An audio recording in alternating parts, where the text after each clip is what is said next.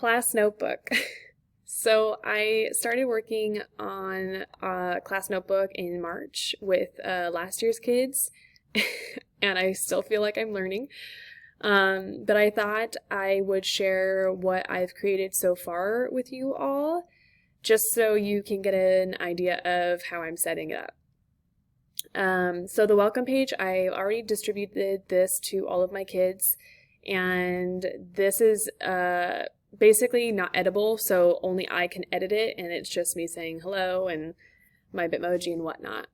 And then I've already distributed the check-ins that I want them to do. So essentially, I'm going to have the kids complete a check-in every day for math. And the check-in is like when they first come to class, me just seeing how they're doing, but it's also a checklist. And I'm doing that just because I'm going to consider that to be essentially their participation. So Tuesday, they were able to go to their daily check-in on their class notebook, and we're still practicing this, but they would see my Bitmoji classroom, or one of the images, because each image is a little bit different just to make it fun. So they would be able to click on my Bitmoji classroom.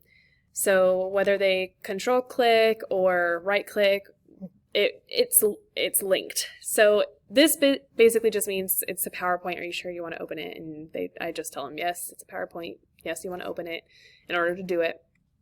So the PowerPoint opens, and they will turn this into me every day for math. And that's essentially going to be their participation grade.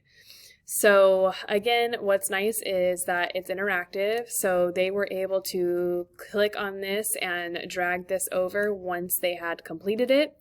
And I don't accept it once our class is over, so I told them that if they leave without sending this in to me, they won't get credit for it. So we practiced it yesterday because we had a shorter schedule.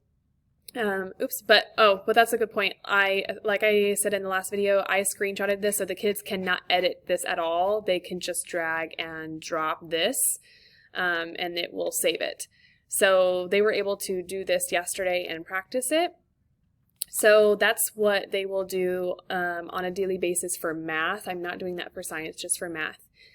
And then they will have their units. So I have begun on Unit 1, and here I have created their agenda, so their bell schedule essentially, or their virtual schedule, and then I have also created the Unit 1 schedule, meaning what I am planning on doing and when, and I definitely told them that is subject to change based off of where we're at. And then I will add office hours on the days that, like Wednesdays, where we have some time if the kids need some help, and then they would be able to sign up on certain hours or days. So I'm only sending this page to my content library because I don't want students to edit this. And same with the Unit 1 overview. So I created this, which has the key concepts, but also the learning targets and success criteria, and an introduction video from Discovery Education, which is linkable. So again, I would send that to my content library, but the kids wouldn't be able to edit it. The vocabulary, I just put some of their vocabulary words on there, but I really wanted to talk to you about what my notes look like. So I just created this in a Word document, right? And I uploaded it in 2 different ways. So if the kids have a printer or want a hard copy, if they click on this, they'll be able to print it out and they could do it by hand. But if not, this is what they will be using, and this is editable. So I will not only have this in my content library, but I will distribute this particular page to every student so that they can edit it. So we practice drawing because that's how they could write, and especially if they have the touch screens, it's going to be a bit easier, but they'll be able to write and circle and whatnot. And then if they wanted to erase because it didn't look very good, they can erase. But I told them that what they will probably use is when they click draw and then they go back to type, they could actually create a new text box and they can type in here as I'm going. So what I'll be doing is I'll make a pre-recorded lesson and I'll be writing in the notes, so they'll have both screens open because I taught them how to share, or not share their screen, split their screen. So they'll be doing their notes as I'm doing their notes in the pre-recorded lesson. Yeah,